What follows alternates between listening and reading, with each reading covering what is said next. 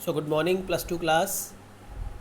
Let's start our next heading and the next heading is विघटन की परिनीतियाँ। यानी कि अब सोवियत संघ का डिसइंटीग्रेट हो चुका था और उसके बाद की क्या सिचुएशन थी, क्या परिस्थितियाँ थी, उसके बारे में हम डिस्कस कर रहे हैं। पिछले वीडियो में हम लोगों ने देखा कि किस तरह से डिसइंटीग्रेशन में यूरोपियन कंट्रीज़ का क्या रोल था। कवासियाँ लगाई जा रही थी कि कहीं मिडल ईस्ट जो कंट्री है, मध्य एशियाई जो देश है, मिडल एशियन कंट्रीज़, कहीं वो इसमें एक इम्पॉर्टेंट रोल प्ले करेंगे क्योंकि उनके धर्म, उनकी भाषा जो थी वो रशिया से कुछ अलग पड़ती थी और वो इसमें एक इम्पॉर्टेंट रोल प्ले करेंगे। लेकिन जो यूरोपियन कंट्रीज़ थे उन्होंने इसमें एक इम्पॉर्टेंट रोल प्ले किया। धीरे धीरे उन्होंने समाजवादी व्यवस्था को अपने ख़त्म किया। सो लेट्स स्टार्ट के उस विघटन के बाद क्या परिणाम हुए, उसकी क्या परिणतियाँ निकली। सबसे पहले तो माना गया कि दूसरी दुनिया के पतन, क्योंकि ये दूसरी दुनिया का यूएसएसआर जो थे वो दूसरी दुनिया के लोग माने जा रहे थे और उसके सारे जितने भी उसके देश शामिल थे उसके अंदर। तो कह रहे भी दूसरी दुनिया के पतन का एक परिणाम शीत युद्ध के दौर के संघर्ष की समाप्ति हुआ। यानी कि शीत युद्ध जो था वो ख़त्म हो चुका था क्योंकि दो पावर ब्लॉक्स थे, दोनों के बीच में ही पावर को लेके जो थी वो राजनीति चलती रहती थी। अब वो ख़त्म हो चुकी थी क्योंकि सोवियत संघ जो था वो डिसइंटीग्रेट हो चुका है। समाजवादी प्रणाली पूंजीवादी प्रणाली को पछाड़ पाएगी या नहीं, यह विचारधारात्मक विवाद अब कोई मुद्दा ही नहीं रहा, क्योंकि वो आपने देखा कि समाजवादी व्यवस्था पूरी तरह से ध्वस्त हो गई थी, ख़त्म हो गई थी। पूंजीवादी व्यवस्था को पीछे छोड़ने की बात भी बिल्कुल ही ख़त्म हो गई थी।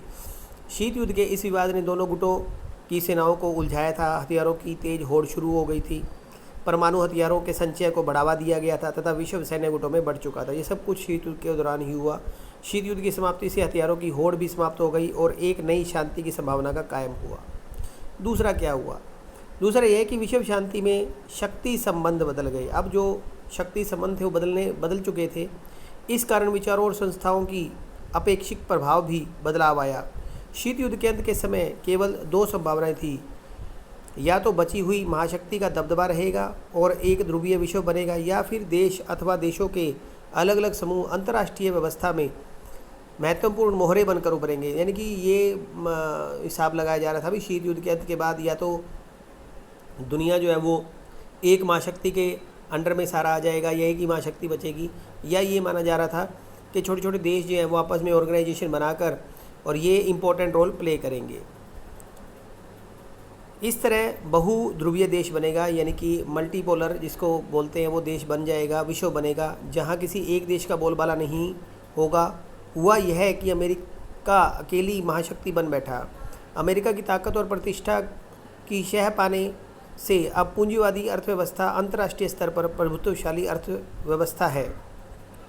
आप जानते हो कि अमेरिकन अर्थव्यवस्था आज कितनी स्ट्रॉन्ग है, अंतर्राष्ट्रीय स्तर पर प्रभुत्वशाली अर्थव्यवस्था है। विश्व बैंक और अंतर्राष्ट्रीय मुद्रा कोष जैसी संस्थाएं, जो इंटरनेशनल मॉनिटरी फंड है, या अगर हम बात करें IMF जिसको हुआ या वर्ल्ड बैंक हुआ, ये दोनों की दोनों कितनी ही ताकतवर या कितनी इम्पोर्टेंट आज की ऑर्गेनाइजेशन है।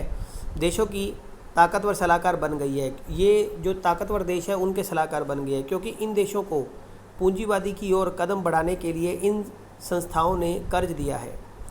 राजनीतिक रूप से उदारवादी लोकतंत्र राजनीतिक जीवन को सूत्रबद्ध करने की सर्वश्रेष्ठ धारणा के रूप में उभरा है। वो ये यहाँ ये कहना चाह रहा है कि जो राजनीतिक रूप से उदारवादी लोकतंत्र, यानी कि जो उदारवादी लोकतंत्र था वो राजनीतिक जीवन को सूत्रबद्ध करने के लिए सर्वश्रेष्ठ माना गया है। तीसरी बात यह थी कि सोवियत खेमे के अंत का एक अर्थ था नए देशों का उदय। यानी कि आपने देखा कि किस तरह से था, नए देश उभर कर सामने आए थे। इन सभी देशों की स्वतंत्र पहचान और पसंद है। इनमें से कुछ देश, खासकर बाल्टिक और पूर्वी यूरोप के देश, यूरोपीय संघ से जुड़ना और उत्तर अटलांटिक संधि संगठन नाटो का हिस्सा बनना चाहते थे। यानी कि कुछ लोग जो थे वो यूरोपियन देशों के साथ जुड़ना चाहते थे, जो कि आपको पता है यूरो ऑर्गेनाइजेशन, यूरो संघ बनाया हुआ था, और कुछ लोग जो थे वो नाटो के साथ जो थे वो अपना हिस्सा बनना चाहते थे। मध्य एशियाई देश अपनी विशिष्ट भौगोलिक स्थिति का फ़ायदा उठाना चाहते थे। यानी कि जो मध्य एशियाई के देश थे वो अपनी जो उनकी उस समय की कंडीशन थी उसका फ़ायदा उठाना चाहते थे। इन देशों ने रूस के साथ अपने मजबूत रिश्ते को जारी रखा। पश्चिमी देशों अमेरिका, चीन तथा अन्य देशों के साथ संबंध बनाए। इस तरह अंतर्राष्ट्रीय फलक पर कई नए खिलाड़ी सामने आए। हर एक के हित, पहचान और आर्थिक राजनीतिक समस्याएं अलग अलग थी। इन्हीं मुद्दों पर आगे चर्चा की जाएगी।